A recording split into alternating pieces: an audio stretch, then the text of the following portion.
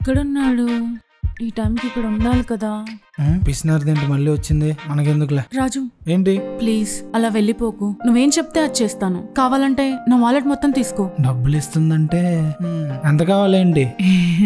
30,000. 30,000? పెద్ద ప్లాన్ తోనే వచ్చావు. సరే పద, నా ప్లాన్ చెప్తాను. హాయ్ మావా, దా. తనకైతే నో ఎంట్రీ.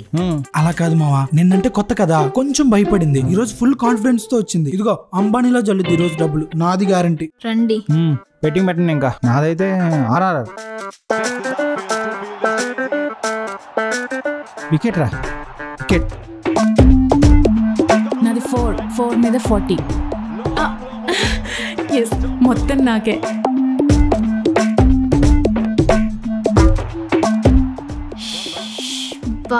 ఇది ఎలా గెలుస్తుంది ఏమో.